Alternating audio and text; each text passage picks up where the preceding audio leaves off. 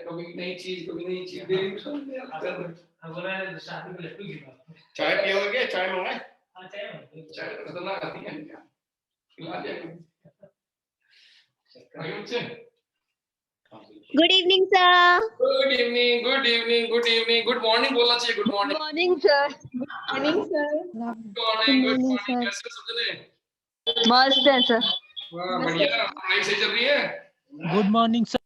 Very good morning, very good morning. अच्छा, वो टिल्लू बोल रहा है मेरे लिए भी चाय लो सर। टिल्लू तू चाय पी के क्या करेगा? हाँ जी बच्चों, तो हाँ वो टिल्लू को सुनाई सब देता है टिल्लू को, और टिल्लू ने एक वो एक्स्ट्रा को लगा रखा है, वो माइक वाइक लगा रखा है उसके सीधे कनेक्शन में।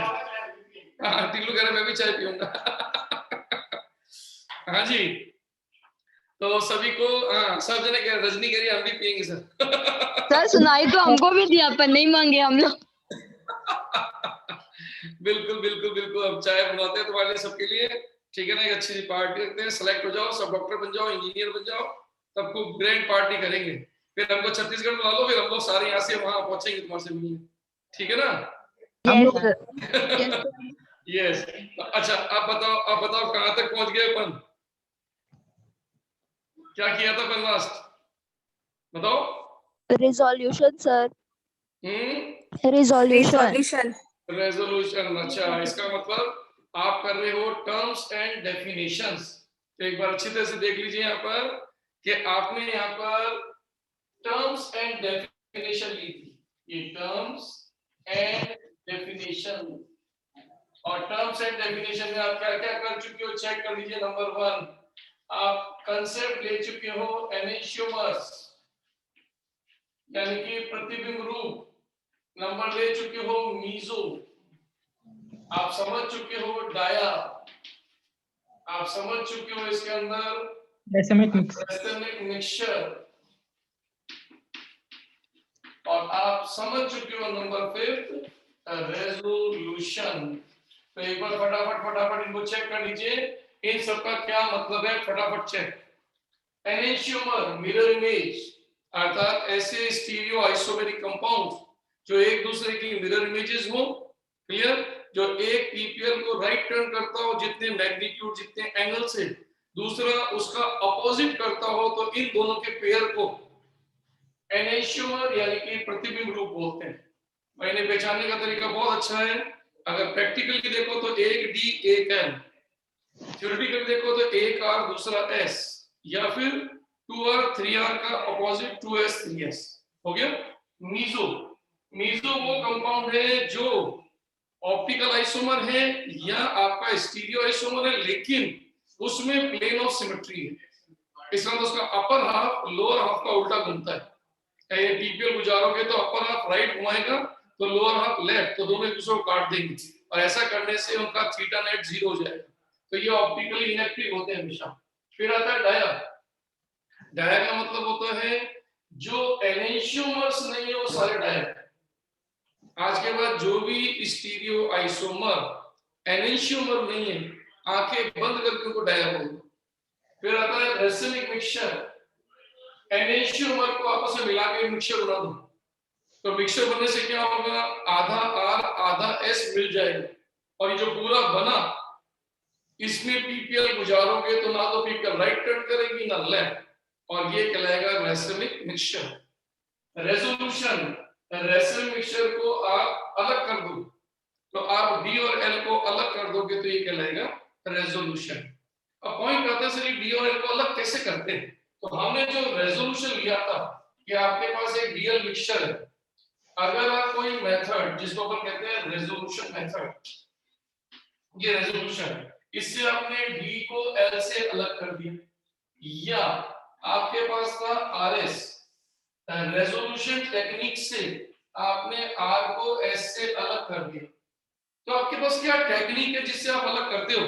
तो देखो इसके अंदर जो अलग करने का टेक्निक है, अलग करने की जो विधि है, वो विधि नंबर 1 क्या होती है?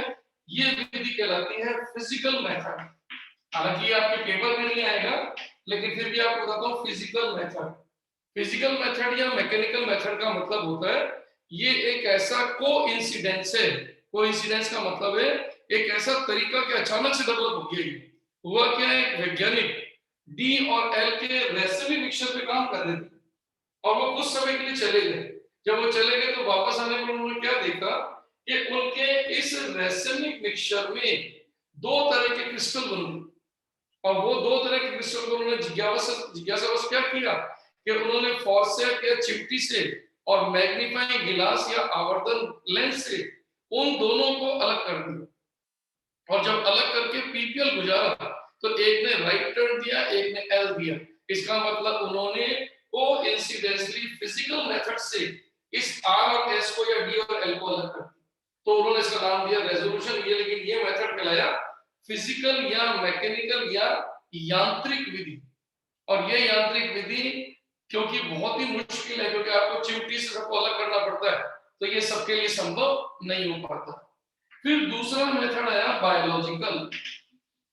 ये बायोलॉजिकल मेथड क्या था कि कुछ ऐसे बैक्टीरिया होते हैं जिनको यदि आर एस के ऊपर कल्चर किया जाए, इस डीएल मिक्सचर के ऊपर आर एस के ऊपर कल्चर किया जाए, तो वो किसी एक फॉर्म को तो एसिमिलेट कर जाते हैं, किसी एक फॉर्म को तो पूरा खत्म कर देते हैं। तो सोचो कि वो डी और एल में से किसी एक को खत्म कर दें तो जो बच जाएगा वो एक्टिव हो जाएगा। तो इनडायरेक्टली उन माइक्रो ऑर्गेनिज्म के या उन सूक्ष्म जीवों के कल्चर के कारण आपने इसको अलग कर दिया। तो अलग करने का तरीका यहाँ पर बायोलॉजिकल हो गया।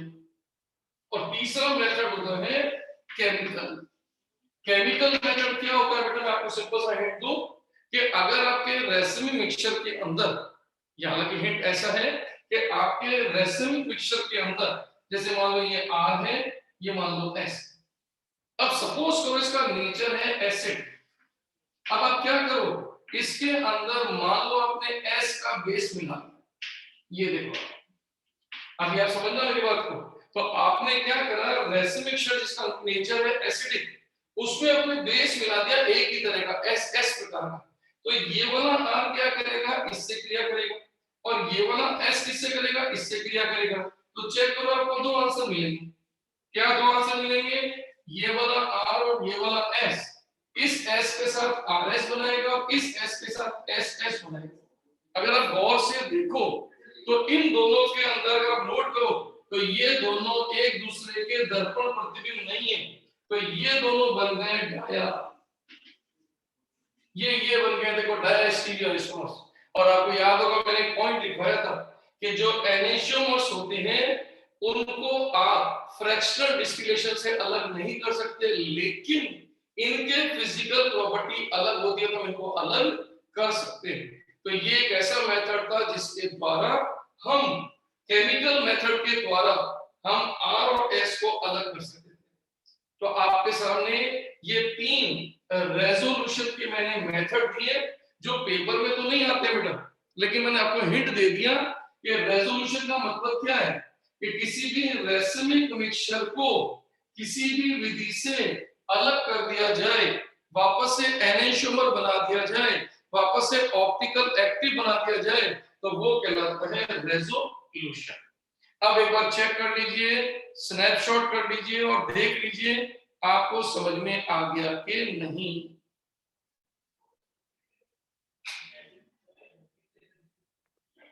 सर रेजुलेशन एक बार और बताइए ना। किसकी, रेजोल्यूशन की? फिजिकल और Yes. बायोलॉजिकल वाला भी है। अच्छा देखो मैंने क्या बोला है, देखो इसको मैं आपको समझाता हूं। देखो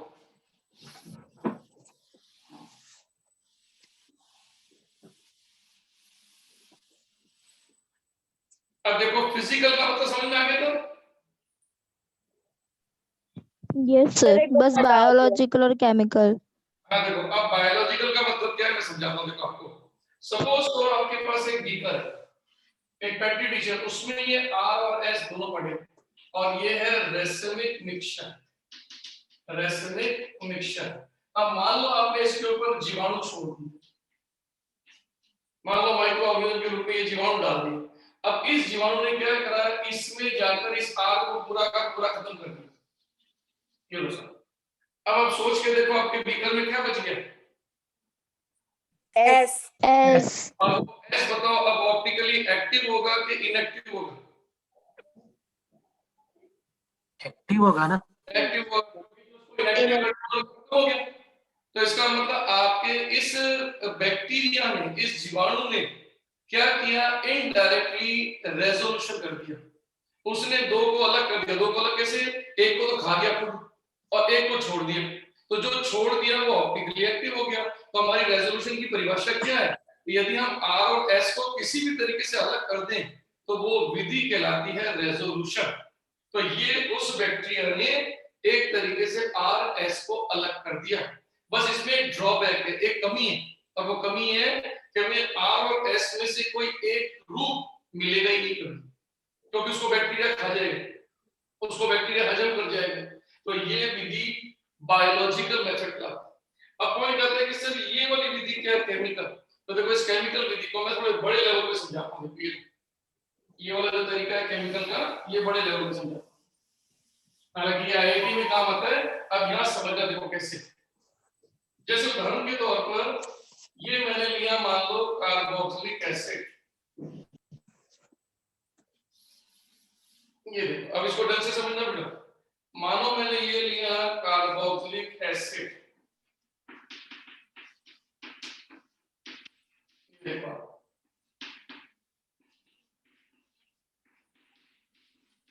अब आप देखो मैंने दो कार्बोक्सिलिक एसिड लिए। इस समय ये दोनों के दोनों मिलाकर रेसमिक हो गए। इसको कहते हैं रेसमिक मिक्सचर। आप कहोगे कैसे? तो गौर से देखो, ये रहा किरेल केंद्र। अब इस किरेल के ऊपर चक्कर घुमाओ तो देखो ये रहा 1, ये रहा 2, ये रहा 3।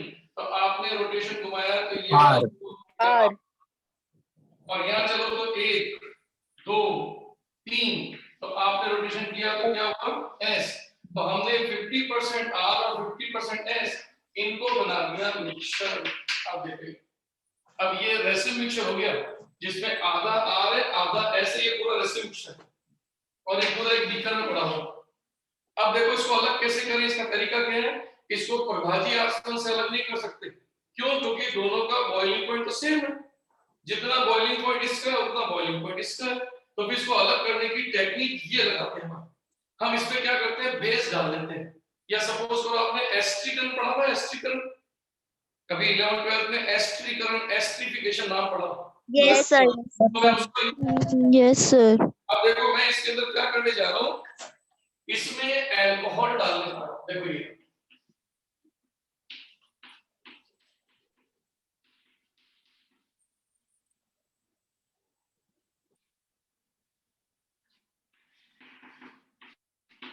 देखिए इसमें मैंने अल्कोहल डाल दिया। लेकिन गौर से देखो मैंने अल्कोहल जो डाला उसके 2 मोल डाले और दोनों का रोटेशन एक जैसा है। देखो चेक करके देखो, इसका रोटेशन इसका रोटेशन। अब चेक करो, जब इसका रोटेशन निकालोगे तो ये 1, ये आएगा 2, ये आएगा 3, ये आएगा 4। तो 1 से 2 से 3 की ओर देखो रोटेशन कर दो, एस टाइप। तो आपका ये आ गया एस। और इसी तरह से देखोगे तो ये भी क्या आएगा? S. S type. R S के एसिड के साथ एस एस का अल्कोहल डाल दो। अब इन दोनों की रिएक्शन स्टार्ट कर दी। ये देखो रिएक्शन स्टार्ट होगी तो क्या होगा कि एसिड का जाएगा OH और अल्कोहल का जाएगा H। एसिड का जाएगा OH और अल्कोहल का जाएगा H। और ये देखो वाटर की निकल। अब वाटर के निकलते ये बनेगा। देखो कैसे बनेगा, गौर से देखना। ये रहा आपका CH3, ये Cl, ये H, ये CO और ये जुड़ गया आगे का पार्ट।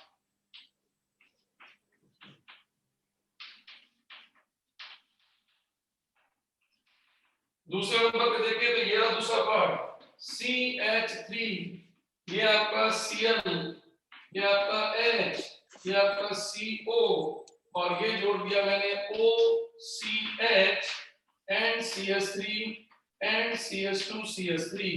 अब आप गौर से देखो इस वाले कंपाउंड में दो किरेल कार्बन।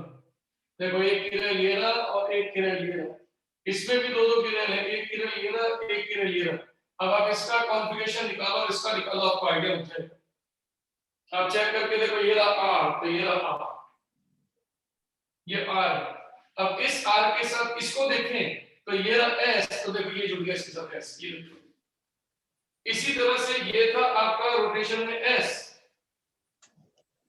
ये आपका रोटेशन में था एस, ये वाला, ये एस इट इज, यहाँ आगे देखो, और ये था रोटेशन में एस, तो ये ना देखो।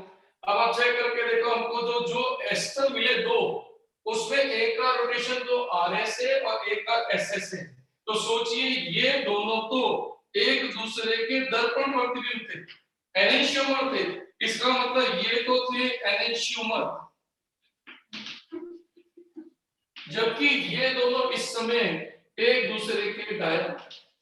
अब आप सोचो किसको फ्रैक्शनल डिस्टिलेशन से अलग कर सकते हो, रेसमिक को, सॉरी एनेंशियोमर को या डाया को? डाया को। जैसे आप इसको अलग करोगे ये दोनों पार्ट अलग हो जाएंगे, इसका मतलब आपका रेजोल्यूशन हो गया। तो ये जो मैंने पॉइंट बोला है, ये मैंने इसको बड़े लेवल पे एक इक्वेशन में शो कर दिया, इसलिए स्नैपशॉट कर लो।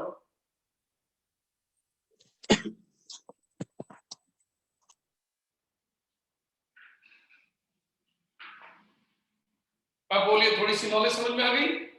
Hello sir. Yes sir.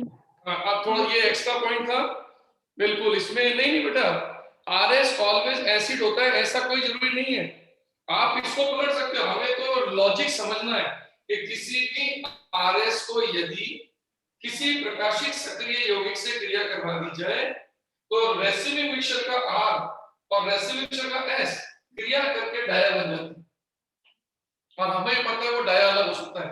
तो इसके लिए कोई हार्ड एंड फास्ट नहीं कि मैं इसको एसिड लूं, इसको बेस लूं, कोई भी दो कंपाउंड ले सकते हो, बस इतना ध्यान रखना ये रेसिमिक होना चाहिए और ये दोनों एक जैसे होने चाहिए, या तो दोनों आर आर हो या दोनों एस एस हो, तभी दोनों अलग होंगे।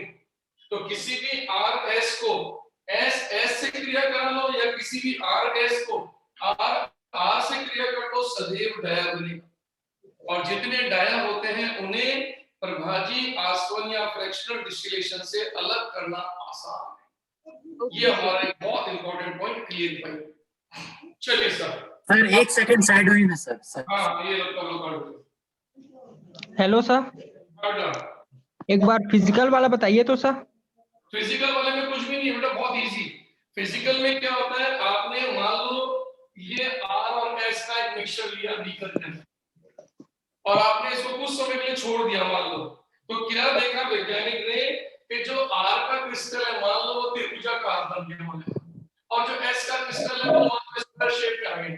तो सोचिए जब ये क्रिस्टल बन गए तो आपको साफ इनके दोनों की अलग अलग स्ट्रक्चर दिख रही है, तो आप क्या करो, एक मैग्नीफाइंग ग्लास लो ये, और आप इसके साथ पकड़ो एक फॉस्फेट, ये फॉस्फेट, और इस मैग्नीफाइंग ग्लास से इसको अलग कर दो, इसको अलग कर दो। अब इसमें से पीपीएल गुजारोगे तो ये टर्न करेगा राइट, और इसमें से पीपीएल गुजारोगे तो ये टर्न करेगा लेफ्ट। तो सोचो इसका मतलब आपने दोनों को एक दूसरे से अलग कर दिया, और ये काम करने के लिए आपको ये मेथड की जरूरत नहीं पड़ी, किसी माइक्रो ऑर्गेनिज्म की जरूरत नहीं पड़ी, आपको फिजिकल प्रोसेस की जरूरत पड़ी, यानी चिमटी और इनकी जरूरत पड़ी बस।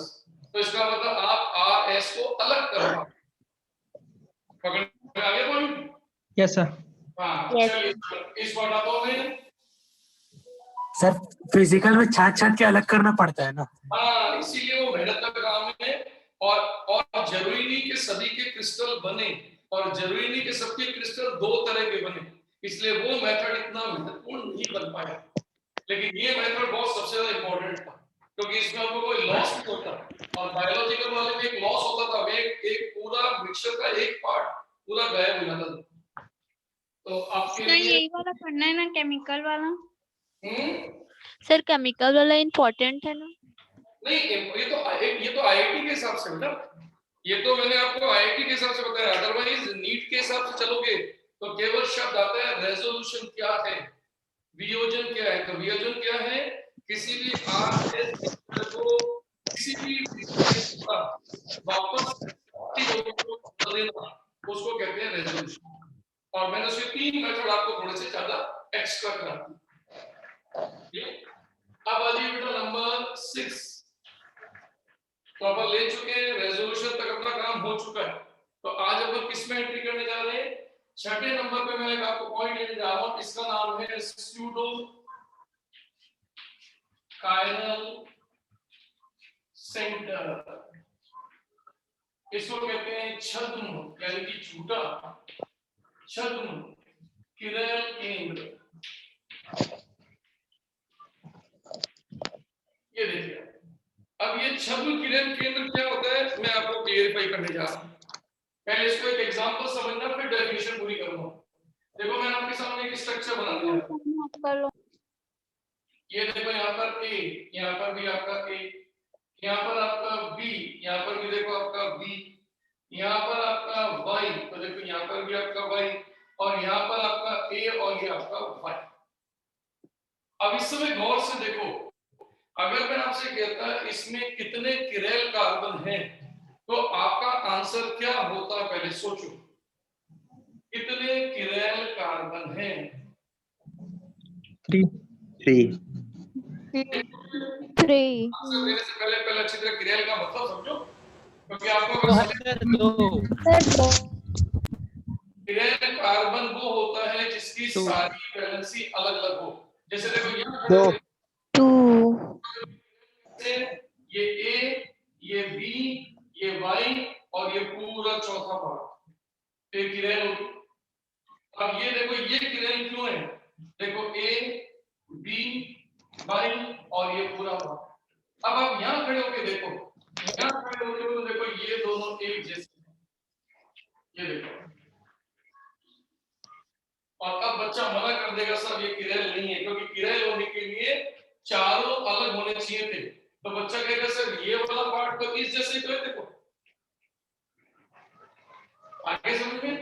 इसका मतलब बच्चा कहेगा किरेल कार्बन कितने, तो बच्चा कहेगा सर 2, जबकि आंसर सही नहीं है।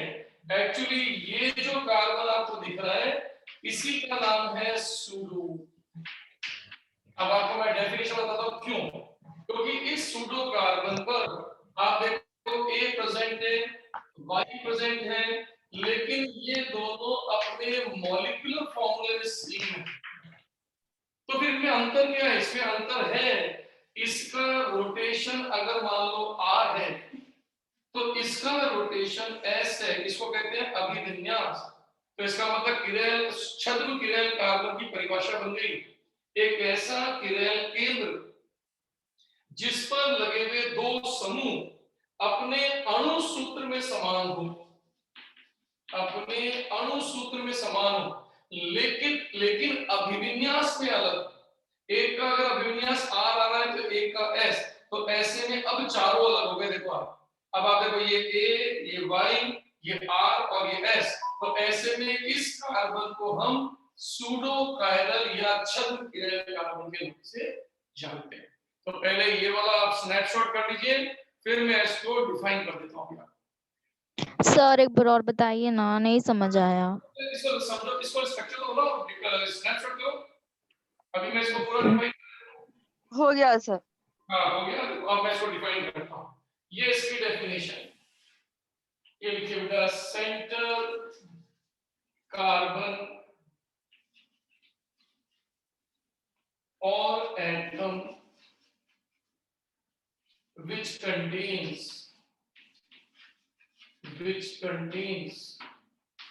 two same groups with the same molecular formula but differ in orientation oblique configuration. That means R and S is said to be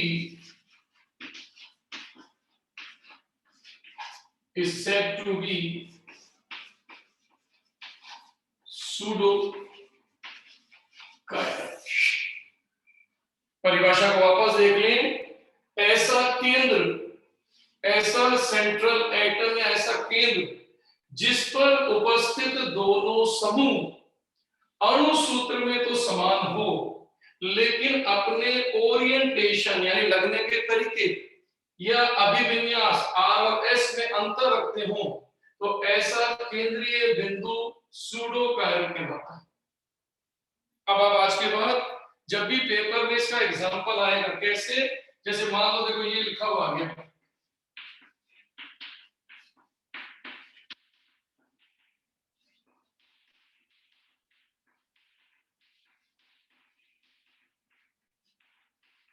अब देखो जैसे पेपर में ये एग्जांपल आ गया, अब बच्चा यहाँ गलती कैसे करेगा?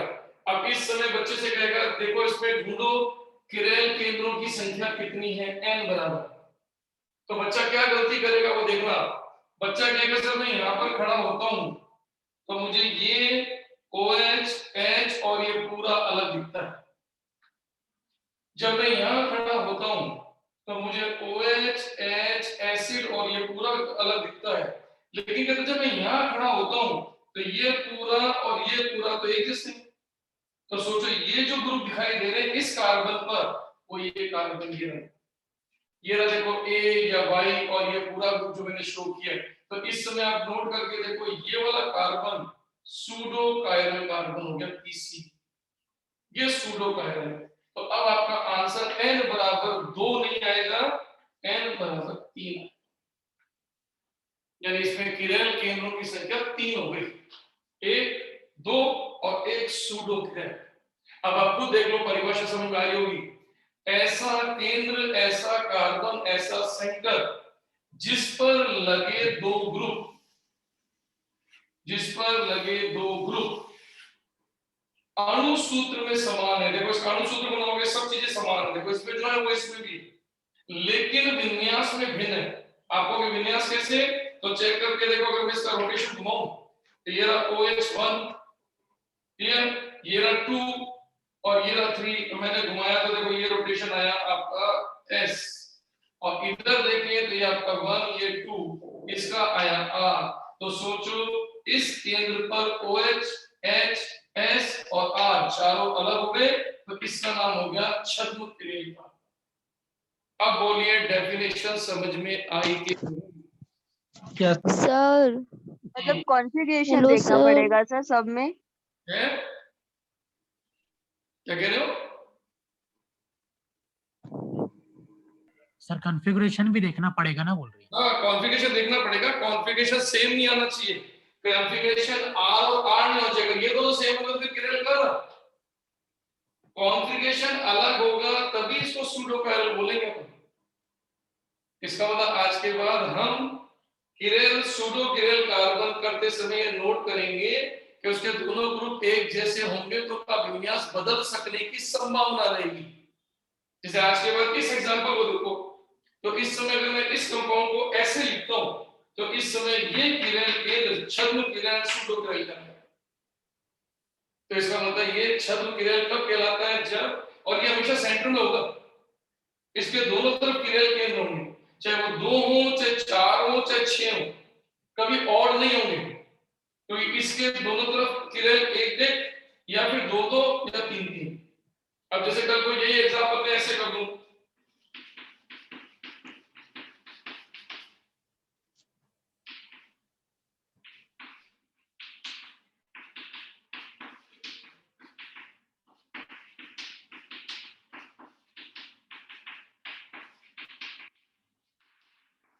अब आप देखो ये,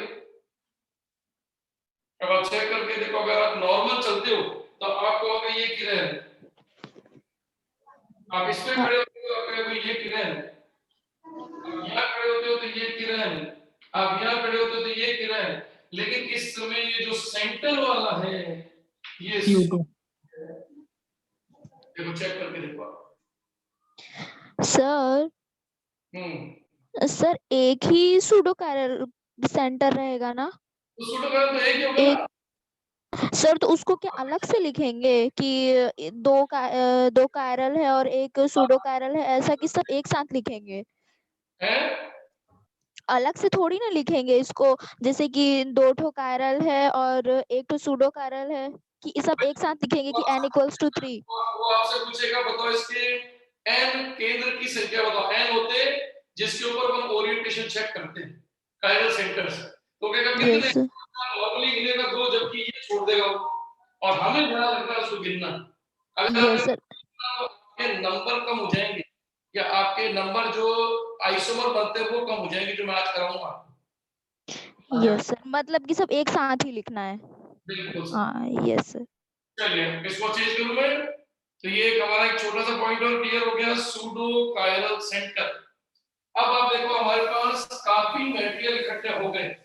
अब आपको मैं एक इंपॉर्टेंट पॉइंट पे ले जाने जा रहा हूं, एक ऐसी टेक्निक जिसमें फॉर्मूले से अब आप अपने कंपाउंड के नंबर निकालेंगे। ये लीजिए,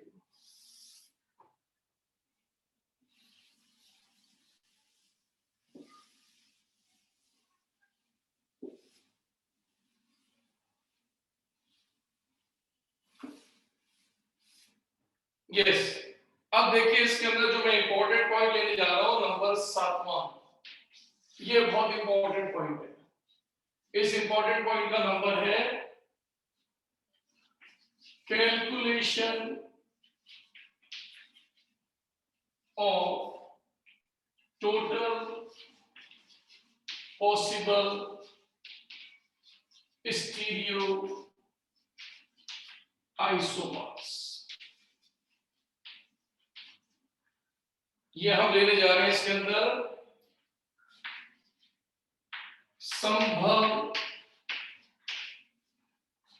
संभव त्रिविम समावयवियों की कुल संख्या, संभव त्रिविम समावयवों की कुल संख्या का निर्धारण करना। यानी अब हम एक मेथड लगाने जा रहे हैं जिसके थ्रू अब हमें बार बार आर और एस निकालने की जरूरत नहीं पड़ेगी, हम केवल फॉर्मूला लगाएंगे और हमारी संख्या बाहर निकल के आ जाएगी। तो कैसे? अब इसके लिए टेबल बना रहा हूं, उस टेबल को पहले देख लें। देखो ये मैं आपके सामने एक टेबल बना रहा हूं और इस टेबल को अच्छी तरह से रट लीजिए, आपके सारे क्वेश्चन सॉल्व हो जाएंगे इससे।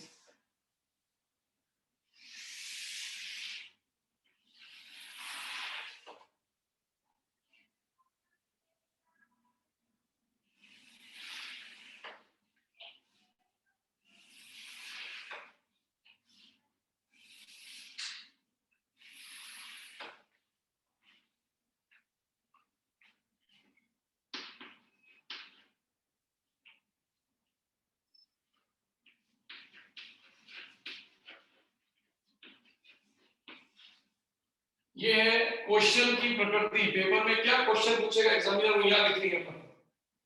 अब पहला कॉलम POS नॉट पॉसिबल, यानी आपको दिख जाएगा कि POS बनने की संभावना नहीं है, कहीं से भी काटने पर दो टुकड़े होने की संभावना नहीं दिखे तो उसके लिए सारे फॉर्मूले यहाँ आएंगे और यहाँ पर लिखेंगे POS पॉसिबल। यहाँ पर लिखेंगे उसको जिसमें हमें POS बनता हुआ दिख रहा है।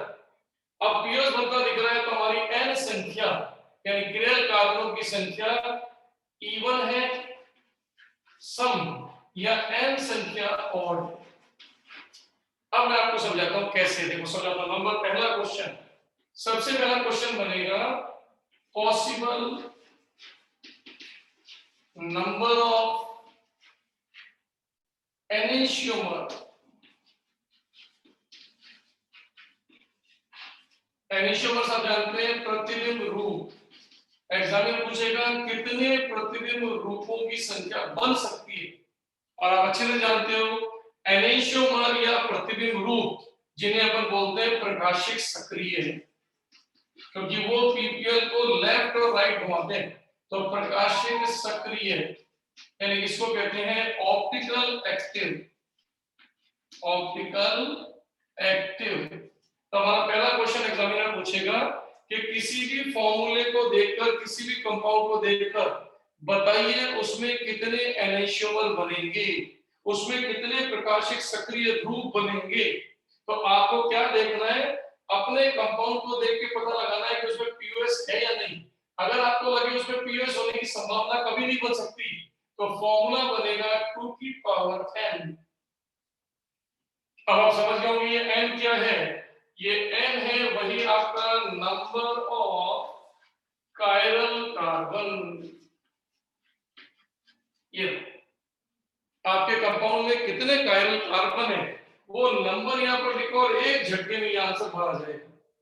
आप कहोगे सर कैसे, तो देखो मैं एक छोटा सा एग्जांपल यहाँ लेके दिखाऊंगा। जैसे मान लो मैंने लिख दिया फॉर एग्जांपल, ये एग्जांपल नंबर 1 मैंने लिख दिया CH3 CH2CH Cl और CH3। देखो मैंने ऐसे लिख दिया। अब इसको मैंने अंतरिक्ष में खोला नहीं है, अब ये रैशनल फॉर्मूला या कंडेंस फॉर्मूला है, लेकिन आपको साफ दिख रहा है कि इसमें किरेल कितने हैं। गिनो देखो आप, ये अब आप परफेक्ट हो चुके हो। देखो आपको इसमें कितने किरेल छुपे हुए दिख रहे हैं। देखो सर दिखने में तो एक ही दिख रहा है। हाँ, वन सर। सर वन ही दिख रहे हैं। कैसे? क्योंकि आपको पता है CH3 पे H रिपीट हो रहा है, छोड़ दो। इस CH2 पे H रिपीट हो रहा है, छोड़ दो। इस CH3 पे H रिपीट हो रहा है, छोड़ दो। लेकिन सोचो इस वाले कार्बन पर एक H है, एक Cl है, एक CH3 है और एक CH3 CH2 है। तो इसका मतलब इसमें किरेल के नंबर कितने हो गए? 1 हो गया। अब सोचो क्या एक में पीओएस हो सकती है क्या? No sir. No sir. Formula काम आएगा। तो ये फॉर्मूला अगर अपन रख दें 2 की पावर 1 तो इसका आंसर आएगा 2। इसका मतलब इसमें एक R छुपा हुआ है और एक S। ये आंसर आ गया, फिर इसका आंसर होगा 2। क्या मेरी बात समझ में आ गई? तो आज के बाद मॉलिक्यूल को कैसे देखना है ये टेक्निक यहां से आ गई। अब जैसे आप बायोलॉजी में पढ़ते हो ग्लूकोज, अब देखो मैं ग्लूकोज का एग्जांपल लेता हूं नंबर 2। ये होता है ग्लूकोज।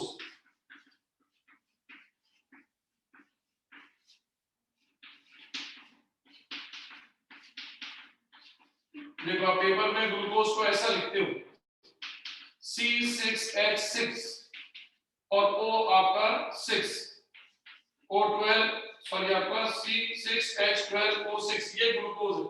अब आप गौर से देखो इस ग्लूकोज में एग्जामिनर ये क्वेश्चन आपसे पूछा कि बताइए ग्लूकोज में कितने एनेशियोमेरिक फॉर्म्स हैं, कितने प्रकाशिक सक्रिय रूप हैं। तो आपको कुछ मेहनत नहीं करनी, इस ग्लूकोज में 6 कार्बन में से कितने कार्बन किरेल नजर आ रहे हैं वो निकालो। सर 4। क्योंकि ये कार्बन किरेल नहीं है। देखो ये किरेल है 1, ये किरेल है 2, ये किरेल है 3 और ये किरेल है 4। तो आपका n वैल्यू हो गया 4। पहला बन गया। अब सोचो क्या इसमें कहीं से भी बीच से काट कर 2 इक्वल हाफ कर सकते हो? Yes sir. यहाँ से भाई सोचो कट के 2 बराबर भाग आएंगे क्या? No sir. 2 आएंगे तो इसका मतलब ये वाला फॉर्मूला हो जाएगा। ये फॉर्मूला लगेगा 2 की पावर n, तो ये फॉर्मूला लगेगा 2 की पावर 4, तो इसका मतलब टोटल 16। इसका मतलब आपके 16 एनेशियोमेरिक फॉर्म्स या प्रकाशिक सक्रिय रूप तैयार हो जाएंगे। तो सोचिए वो 16 रूप बनाने की जगह हमने सिर्फ फॉर्मूले से 1 सेकंड आंसर निकाला। अब बताओ क्या आपको ये पहला फॉर्मूला समझ में आ गया कि नहीं? Yes sir. रिपीट कीजिए हैं? एक बार रिपीट कीजिए। रिपीट क्यों? Yes sir. अरे तुम रिपीट बहुत कराते हो बदमाश, एक ही साल में सेलेक्ट जाना बदमाशों। इतनी छोटी सी बात बोली है मैंने कि एग्जामिनर आपको कोई भी फॉर्मूला देकर कहेगा कि सर इसमें कितने एनेशियोमर हैं, तो आपको अपने फॉर्मूले में पहले n निकालना है और n निकालने के बाद डिसाइड करना है क्या उसमें पीओएस हो सकती है या नहीं हो सकती। तो आप कहोगे हो नहीं हो सकती, क्यों? क्योंकि आपको पता है 1 किलो में कोई पीओएस नहीं होती। अब इसमें 1 से ज्यादा है लेकिन आपको पता है पीओएस नहीं हो सकती क्योंकि काटोगे तो बराबर भाग आएंगे। तो आपके जब जब ऐसे एग्जांपल आए जिनमें आपको लगे कि कायरल नंबर भले ही कितने हो लेकिन पीओएस बनने की पॉसिबिलिटी नहीं है, तब ये वाला फॉर्मूला लगा के सीधा आंसर निकाल दो। आ गया? अब आप सोचो हमने ऐसे एग्जांपल में एंट्री की जिनमें पीओएस होने की संभावना है। तो कहते हैं अगर आपके n वैल्यू सम हुए तो फॉर्मूला बनेगा 2 की पावर n-1। अब आपको कैसे ये कैसे मैं आपको बताता हूं एग्जांपल। जैसे फॉर एग्जांपल जगह नहीं है यहाँ पर तो मैं यहाँ पर लिख के इसको मिटा दूंगा। तो आप पहले इसको या तो स्नैपशॉट करने का लगा तो पूरा एक बार पूरा बोर्ड बना लेता हूं, भर देता हूं, फिर अपन यूज करते हैं इसका। ठीक है, तो एक बार मैं आपको एक एग्जांपल ये दिखाई दे रहा है कि इस तरफ यस यस सर। सर दिख रहा है। यह एग्जांपल बनाता हूं, देखना। जैसे मैंने लिखा CH3CH OH CH OH और CH3। अब अगर आपको दिखाई दे रहा हो तो सोच के बताओ इस यौगिक या कंपाउंड में कितने n वैल्यू है, कितने किरैल केंद्र है? 2 आपको साफ दिख रहे हैं 2। अगर सबको दिखाई दे रहा है तो चेक करो ये किरैल नहीं है, लेकिन चेक करके देखो ये किरैल है, क्योंकि इस कार्बन पर एक H है, एक CH3 है, एक OH और बाकी सारा। ऐसे ये वाला कार्बन भी किरैल है। देखो इस पर भी देखो, चारों के चारों अलग अलग है, लेकिन गौर से देखो, अगर मैं एक इमेजिनरी लाइन दोनों के बीच में से खींच दूं तो देखो दो टुकड़े बराबर हो गए। देखो सर वॉइस कम आ रहा है बहुत, थोड़ा जोर से बोलिए ना। बेटा मैंने आपसे कहा है कि इस मॉलिक्यूल में किरैल कार्बन कितने हैं? 2 तो इसको बीच में से काट के देखो, आप सोचो दिमाग के अंदर हमने एक लाइन खींच दी बीच में से, तो क्या दो टुकड़े बराबर आएंगे क्या? Yes sir. Yes sir. PS not possible में जाओगे कि पीएस पॉसिबल में जाओगे? Possible. Possible. Possible. N value है वो इवन है कि ऑड है? इवन। इवन। ये फॉर्मूला लगेगा, फिर ये नहीं लगेगा। इसका मतलब इसमें कितने बनेंगे, तो फॉर्मूला बनेगा 2 की पावर, क्योंकि n वैल्यू कितनी आ गई? 2। इसका मतलब 2 की पावर 2 माइनस 1, तो ये हो जाएगा 2 की पावर 1, तो फिर कितना आ गया? 2। इसका मतलब इसमें ऑप्टिकल एक्टिव कंपाउंड हो चुके हैं। आप समझ में आया point? Yes sir. Yes sir. Yes. अब मैं एक बार पूरा बोर्ड, क्योंकि जगह बच नहीं रही तो पहले मैं पूरा बोर्ड भर देता हूँ। अब आता है अगर ऑड हुए तो क्या होगा? अगर ऑड हुए तो फॉर्मूला बनेगा 2 की पावर n माइनस 1 माइनस 2 की पावर n माइनस 1 बाई 2। इसका मतलब आज के बाद जब भी एग्जामिनर ये क्वेश्चन करे कि सर किसी भी कंपाउंड में कितने ऑप्टिकल एक्टिव फॉर्म हैं, कितने एनेंशियोमर हैं, तो पहले कंपाउंड को देख के n निकाल लेना और फिर कट लगाना बीच में से। अगर पीओएस होने की पॉसिबिलिटी नहीं हो तो ये, और अगर पीएस होने की पॉसिबिलिटी हो तो ये कॉलम, फिर n वैल्यू चेक कर लेना। अगर इवन हो तो ये फॉर्मूला, और अगर ऑड होगा तो ये फॉर्म। अब आ जाइए क्वेश्चन नंबर 2। एग्जामिनर क्या कर सकता है? क्वेश्चन नंबर 2 एग्जामिनर करेगा possible number of meso. Hint और आपको दे दूं, इसे सिंबल देते हैं ए से। ए का मतलब हो गया एक्टिव, ऑप्टिकली एक्टिव, तो हमने इसको सिंबल दे दिया ए। और ये है possible number of meso compound. तो ये मीजो है तो इसको सिंबलाइज करते हैं बाय एम।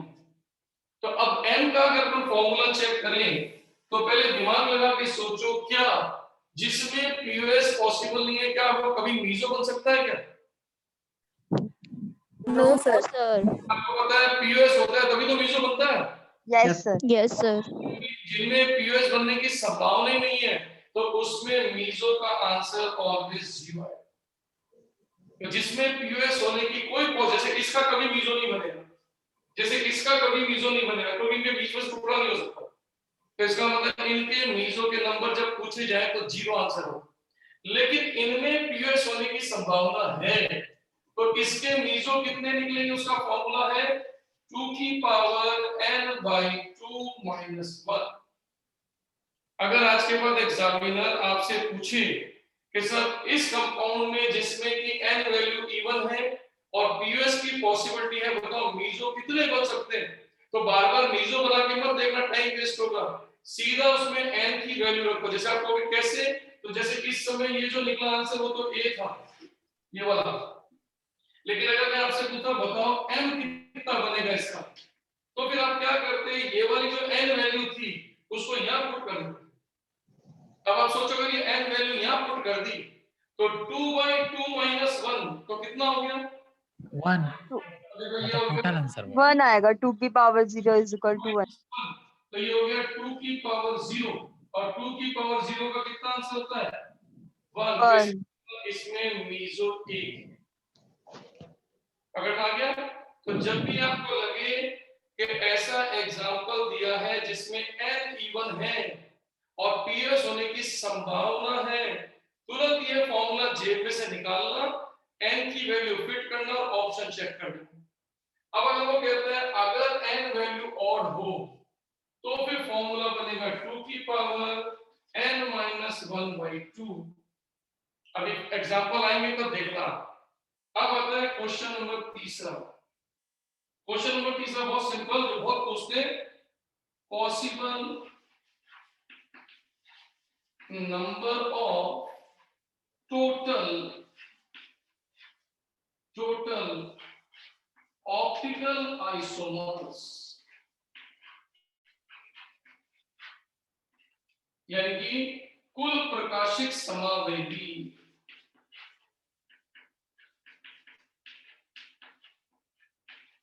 अगर एग्जामिनर ये पूछे तो कुछ भी नहीं करना, ए और एन को जोड़ देना है, क्योंकि ये दोनों मिलकर ही तो ऑप्टिकल बनते हैं।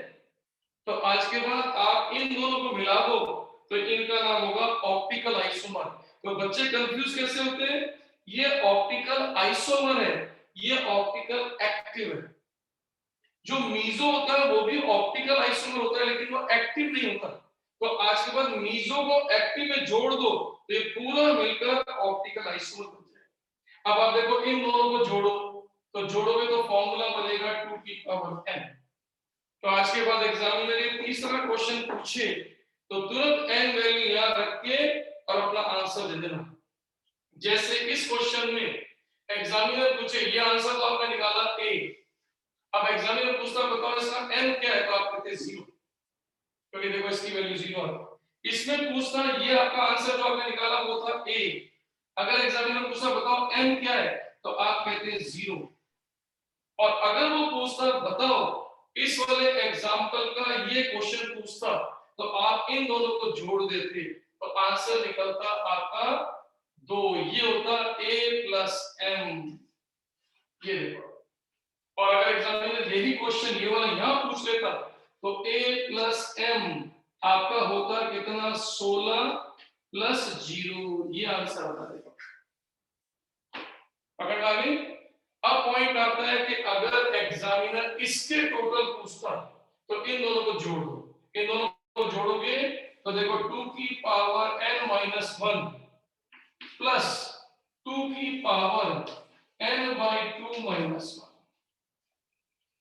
तो आज के बाद एग्जामिनर अगर आपसे कहता सीधा क्वेश्चन ये ना पूछ के ये पूछ लेता कि बताइए इस कंपाउंड का टोटल ऑप्टिकल आइसोमर कितने हैं, तो आप ये दोनों करने में टाइम वेस्ट मत करते, सीधे इस फॉर्मूले में ये n वैल्यू डाल देते, कितनी 2।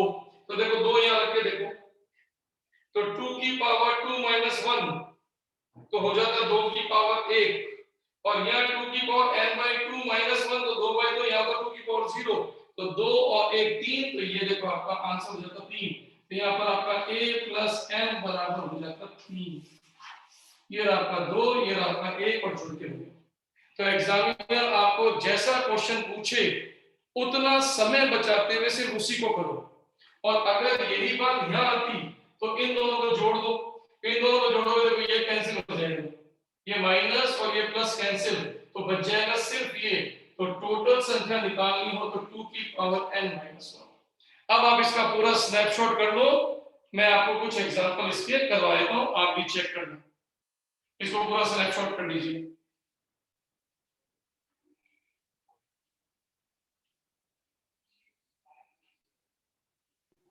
Done, sir. Done sir.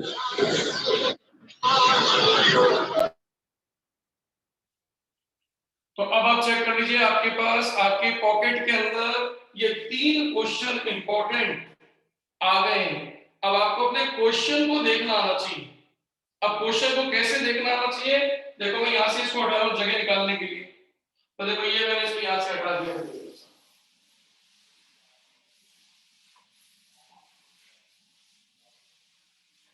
अब देखो क्वेश्चन, जैसे पेपर में सपोज करो ये लिखा हुआ आ गया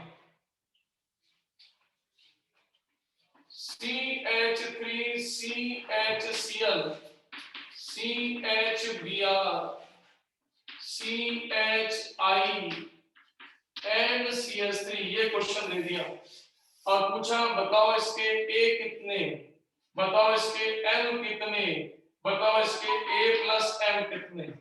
तो सबसे पहले तो आप अपने एग्जाम्पल में जब क्वेश्चन पूछे तो पहले ढूंढो N कितने, इसमें कितने किरैल केंद्र हैं।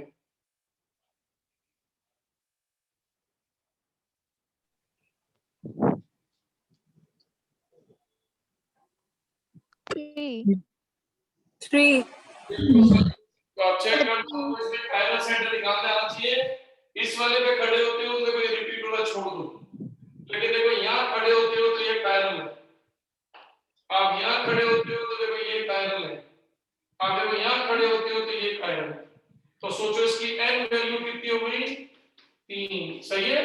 अब चेक करके देखो ये वाला कॉलम काम आएगा या ये वाला कॉलम काम आएगा, पहले चेक कर लो। POS नॉट पॉसिबल वाला। आपको ये कॉलम चेक करना है पहले, इन कॉलम में एक को सिलेक्ट करना है, तो इसमें बीच में से काटो तो क्या दोनों बार समान आएंगे क्या? No, no sir. सर। तो इसका मतलब फॉर्मूला लगेगा ये वाला, इसका मतलब a निकालना हो तो ये n वैल्यू यहाँ रखी जाएगी। तो देखो ये फॉर्मूला बनेगा 2 की पावर 3 हो जाएगा 8. 8. 8 ऑप्टिकल एक्टिव कंपाउंड छुपे हुए, पकड़ में आ गया।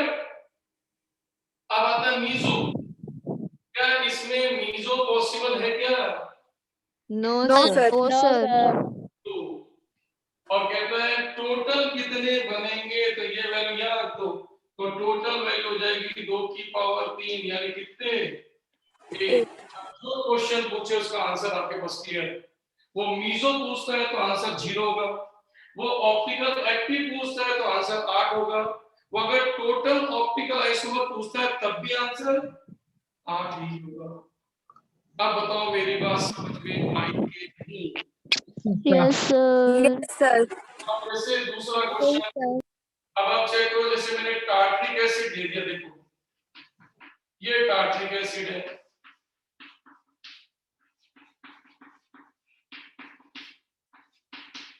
अब देखो ये टार्ट्रिक एसिड है। अब एग्जामिनर आपसे पूछना चाह रहा है इस टार्ट्रिक एसिड में A, पूछना चाह रहा है आपसे M, पूछना चाह रहा है A प्लस M, तो आप शुरुआत कैसे करेंगे सोचो, टेक्निक फिक्स रखो।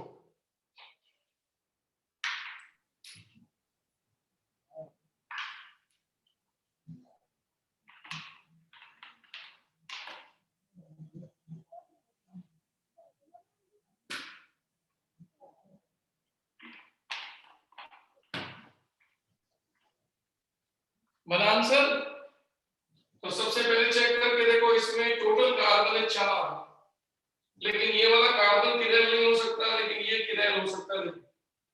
अब चेक करके देखो ये किरैल हो सकता है, क्लियर। और अब आप चेक करके देखो आपके पास टोटल n वैल्यू कितनी,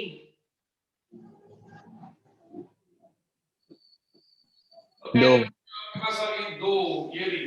अब आप चेक करके देखो क्या POS नॉट पॉसिबल वाला कॉलम काम करेगा या POS पॉसिबल वाला काम करेगा।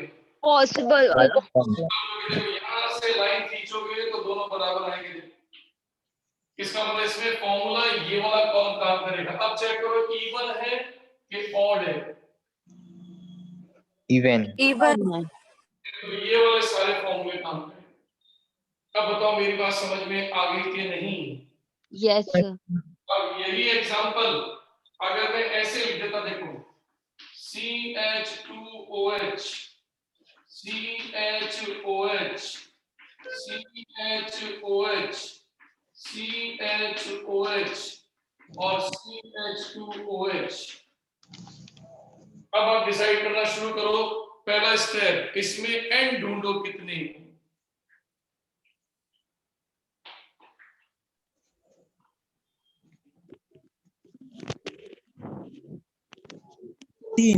Sir, 3. देखो 3. इसमें सूडो पैरल आके देखो, अब देखो आपका सूडो कायरल आ गया। कैसे? ये वाला कायरल नहीं है, लेकिन देखो ये कायरल है, देखो ये वाला कायरल है, लेकिन इन दोनों कायरल के बीच में ये दिखाई दे रहा है, ये पीसी, ये कायरल सूडो कायरल। देखो इसके इस तरफ का ग्रुप और इस तरफ का ग्रुप सेम है, तो इसका मतलब इसकी टोटल n वैल्यू हो गई 3। अब आप सोचो ये इस वाले कॉलम में आएगा कि इस पीएस पॉसिबल के कॉलम में आएगा? यूएस पॉसिबल वाले यूएस में। पॉसिबल वाला में। पॉसिबल। यहां से लाइन खींचोगे देखो तो ये दोनों टुकड़े बराबर आए, इसका मतलब इसमें पीएस की पॉसिबिलिटी बनेगी, तो इसका मतलब कॉलम ये काम करेगा। अब n बराबर इक्वल के n बराबर ऑड वाला। और तो इसका मतलब ये सारे फॉर्मूले लगाकर आपको अपने आंसर बनाने हैं a और a प्लस n। तो आप सोचिए आपका यहाँ टॉपिक ये वाला कंप्लीट हुआ। इस ऑब्जेक्ट को समझ पाए, कर पाओगे, यस और no? Yes sir. Yes sir. तो अब इसको अपलोड कर दीजिए, फिर मैं अगले टॉपिक में एंट्री करता हूँ। तो 7 के बाद हम 8 वाले पॉइंट में एंट्री करेंगे। तो आज के बाद ये बहुत इंपॉर्टेंट टेबल है, इसको हमेशा अपनी जेब में रखो, इसके खूब क्वेश्चन आते हैं। जब भी एग्जामिनर कोई क्वेश्चन दे तुरंत चेक कर लेना कि n कितने हैं, पीयूएस नॉट के अंदर एंट्री करें कि पीयूएस यस में एंट्री करें। पीयूएस यस में भी एंट्री करें तो पहले चेक करो इवन है तो ये कॉलम, और ऑड है तो फिर ये कॉलम, और फिर वो जो डिमांड करता जाए वही आंसर निकालो। वो मीजो मांगता है तो केवल मीजो का फॉर्मूला लगाओ, बाकी को मत सोचो। और अगर वो ऑप्टिकल एक्टिव को कहता है तो एक्टिव का फॉर्मूला लगाओ। वो दोनों को मिलाकर पूछ रहा है तो फिर ये वाला फॉर्मूला लगाओ। तो फॉर्मूले आपको इतने अच्छे तरह से याद होने चाहिए कि वो जो डिमांड करे वही फॉर्मूला बाहर निकालो। ऐसा नहीं कि आपका ये क्वेश्चन पूछा है तो ये दोनों को जोड़ रहे हो, जुड़ा हुआ फॉर्मूला ये आ गया आपके सामने, ये याद कर लो अच्छे तरह से। तो चलिए सर मैं इसको हटा रहा हूँ, ये आपका कंप्लीट हो गया एक पूरा टेबल जो बहुत इंपॉर्टेंट टेबल थी। चलिए सर इससे बाहर निकले तो आ जाइए नंबर 8।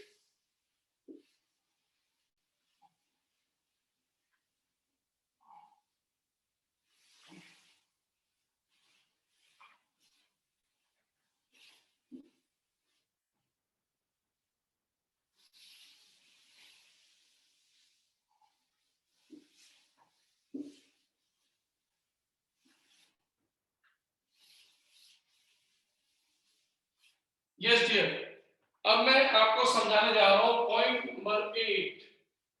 पॉइंट नंबर 8 पेपर के हिसाब से कम आता है बेटा, इसके आने की जो पॉसिबिलिटी है वो ध्यान रखना, चाहे जेई मेंस हो चाहे जेई आपका नीट हो, इसमें आने की संभावना 2%, 98% नहीं है, लेकिन आईआईटी में इसकी वैल्यू ज्यादा है। तो क्या है ये आपका पॉइंट?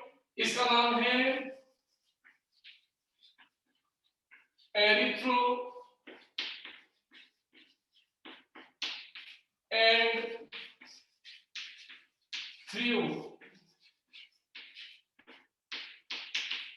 कॉन्फ़िगरेशन।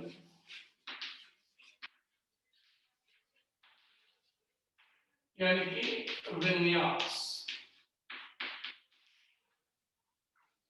तो ये टॉपिक है आपका एरिथ्रो एंड थ्रियो कॉन्फ़िगरेशन, यानी कंपाउंड को इन नामों से पहचानना।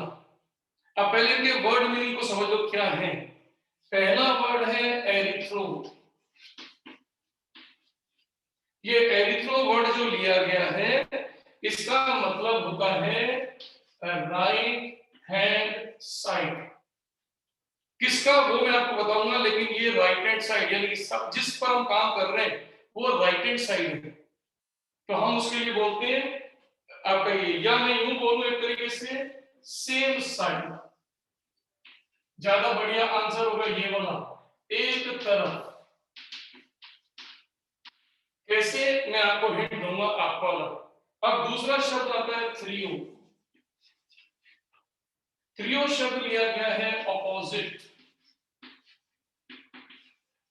अर्थात विपरीत।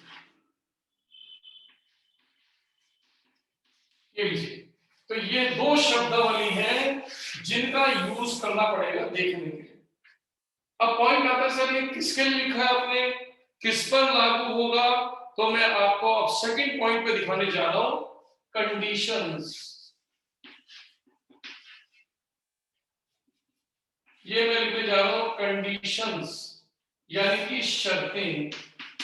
कौन से कंपाउंड ये नोमेनक्लेचर लेंगे, किन यौगिकों में इसको अप्लाई करोगे, क्योंकि ये एरिथ्रो एंड थ्रियो सबके लिए नहीं होता, ये अभिविन्यास विशेष प्रकार के यौगिकों के लिए होता है। सर इसके और एग्जांपल होमवर्क में बेटा वो अपन करेंगे, लेकिन पहले वो तो आप कहीं से भी देख सकते हो। पहले मैं इसको कंप्लीट करता हूं, फिर देता हूं आपको एग्जांपल। अब आप देखो इसके अंदर शर्तें। सबसे पहली शर्त, compound should have only 2 chiral carbons, अर्थात आपके यौगिक में केवल 2 ही किरल केंद्र होने चाहिए। तो सोचिए ऐसी कंडीशन आपको ऐसे दिखेगी, ये देखो इस तरह का स्ट्रक्चर आएगा जिसमें चेक करके देखना सिर्फ 2 ही किरल केंद्र बनते दिखेंगे। अगर किरल केंद्र 2 से कम हुआ या 2 से ज्यादा हुआ तो ये वाला मेथड काम नहीं करेगा। ये मेथड केवल उन्हीं कंपाउंड्स के लिए है जिनमें केवल और केवल और केवल 2 ही किरल केंद्र होने चाहिए। ये हमारी पहली शर्त है। अब आता है शर्त नंबर 2। शर्त नंबर 2 है 2 identical substituent should be present at both chiral carbon, अर्थात जो 2 chiral कार्बन आपने लिए हैं उन दोनों पर एक कम से कम 2 कॉमन सब्स्टिट्यूएंट होने चाहिए जिनकी शक्ल एक जैसी हो। सब्स्टिट्यूएंट का मतलब है प्रतिस्थापी, जो भी उससे जुड़ रहा है, चाहे वो यहां जुड़ रहा हो, चाहे यहां जुड़ रहा हो, चाहे यहां जुड़ रहा हो, चाहे यहां, तो दोनों पैरल पे एक कॉमन, जैसे मैंने लिख दिया मान लो ए, तो इसके पास भी ए होना जरूरी है। ये पॉइंट इसके लिए हो। इसका मतलब आज के बाद जिसमें ये 2 शर्तें दिख जाए समझ जाना वो एरिथ्रो एंड थ्रियो कॉन्फ़िगरेशन से नामकरण लेगा। अब ये जब सारा मटेरियल आपको समझ में आ जाए तो देखो ये एग्जांपल आपको समझाने के लिए, जैसे मान लीजिए मैंने एग्जांपल ये लिखा,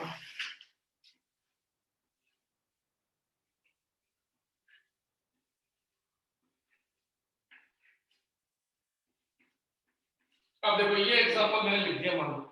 अब इस एग्जांपल में शर्त नंबर पहली चेक करो। सबसे पहले चेक करके देखो इस टोटल कंपाउंड में केवल 2 ही किरल केंद्र होने चाहिए, तो देखो 2 ही किरल केंद्र, ये हमारी पहली शर्त कंप्लीट। दूसरी शर्त, दोनों किरल के पास कोई ना कोई ग्रुप 2 एक जैसे होने चाहिए। तो आप चेक करके देखो ये B इस B के जैसा है, भले बाकी अलग होने से मतलब नहीं है, लेकिन इस किरल का B इस किरल के B के जैसा होना चाहिए। और अब आप सोचो ये दोनों के दोनों B सेम साइड है या अपोजिट साइड है? तो सेम साइड में। सेम साइड में। साइड। इस एग्जांपल का नाम हो गया एरिथ्रो। अब आप सोच के देखो, अगर मैं इस B और Y को पकड़ के मोड़ दूं, स्पेस में इसका ओरिएंटेशन बदल दूं, तो सोचो स्ट्रक्चर ऐसे बनेगा, ये आपका A, ये आपका B, ये आपका Y, ये आपका B, ये आपका Y और ये आपका A। अब आप चेक करके देखो इस कंपाउंड में शर्त नंबर पहली, कंपाउंड के पास 2 किरल केंद्र होने चाहिए, पहला पॉइंट क्लियर। दूसरा पॉइंट, दोनों किरल कार्बन पे कम से कम 2 ग्रुप एक जैसे होने चाहिए, देखो ये 2 एक जैसे हैं। अब आप चेक करके बताओ दोनों एक दूसरे के सेम साइड हैं कि अपोजिट? अपोजिट। अपोजिट। नाम होगा थ्रियो। बस छोटा सा पॉइंट है, कंप्लीट हो। अब एग्जांपल करने ये हमारा पूरा थ्योरी कंप्लीट हो। अब इसे स्नैपशॉट कर लीजिए, सारे क्वेश्चन इसी में से बनेंगे।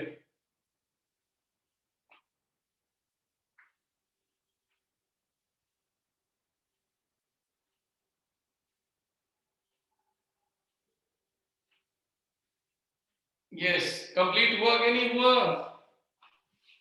Yes sir. हो गया सर। हो गया सर। आप कोई भी क्वेश्चन करने को तैयार है। अब अगर आपको क्वेश्चन दिया जाएगा तो कैसे दिया जाएगा, अब मैं आपको बताता हूँ। अब आज के बाद जब भी एरिथमेटिक ट्रियो करना हो, ये दो शर्तें अच्छी तरह से रख लो। और मैं आपको इसकी एक छोटी सी ट्रिक देता हूँ कि आज के बाद जब भी आपको इससे रिलेटेड कोई क्वेश्चन करना हो, तो एक छोटी सी चीज याद कर लो।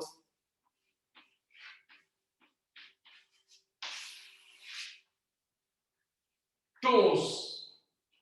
अब देखो इस टोस में टी टी किसके लिए आ रहा है? थ्रियो। थ्रियो। अब थ्रियो का मतलब क्या होता है? अपोजिट होता है कि सेम साइड होता है? अपोजिट। ऑपोजिट का ओ। Opposite. इसका मतलब थ्रियो, इसका मतलब अपोजिट। अब ई एरिथ्रो। तो एरिथ्रो में सेम साइड या अपोजिट? Same same. साइड।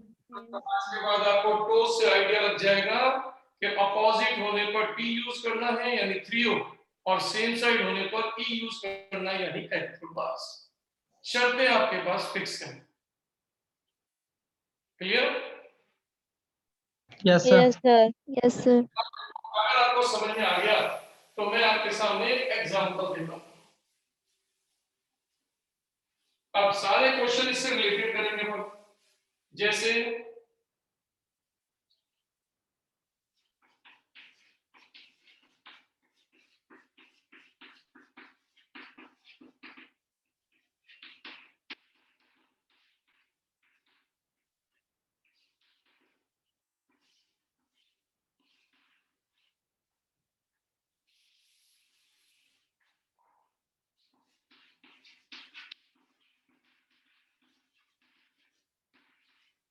ये देखो, अब पेपर में आया टार्टरिक एसिड इज, और ये आपको टार्टरिक एसिड दे दिया और ऑप्शन में पूछा गया कि इस ब्रैकेट में क्या आएगा। तो ऑप्शन ए इस ब्रैकेट के लिए थ्रियो, बी इस ब्रैकेट के लिए एरिथ्रो, नंबर सी इस ब्रैकेट के लिए डी, और आपका डी, इसका आपका आंसर है एन। अब आप बड़े आराम से इसमें अपने ऑप्शंस को देखो, कौन सा ऑप्शन इस बॉक्स के लिए बेस्ट है। ए। तो आराम से अपनी शर्तों को पहले रिपीट करो दिमाग के अंदर। तो सोचो इसके अंदर पहली शर्त क्या थी? 2 carbon compound. इसके पास 2 पैरेलल कार्बन है, पहली शर्त यस हो गई। अब दूसरी शर्त क्या थी कि Same or different. Two identical substituent. वैसे ही ग्रुप दूसरे के पास भी होना चाहिए। तो ये तो बस समझ जाएंगे कि ये एरिथ्रोथ्रियो के लायक है। और अब बताओ ये दोनों एक दूसरे के सेम साइड के opposite? Opposite side ma'am. Erythro क्या लगेगा इसके लिए बताओ? थ्रियो। थ्रियो। ये उसका आंसर दिया। ये हमारा क्वेश्चन नंबर पहला पैटर्न। ऐसा क्वेश्चन पूछता है एग्जामिनर नंबर 1। अब नंबर 2, अब एग्जामिनर क्वेश्चन नंबर 2 पूछ रहा है।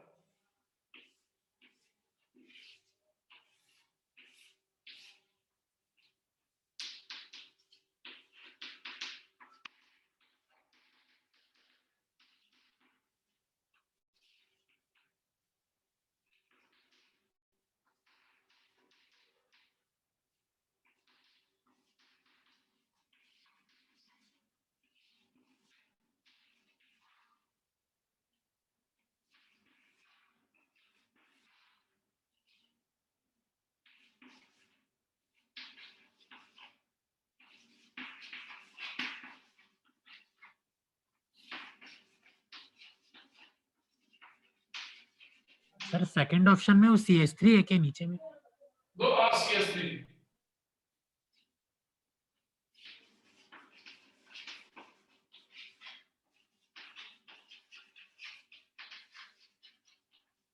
अब देखो आपके आंसर। क्वेश्चन को ढंग से समझ लेना फिर आंसर देना।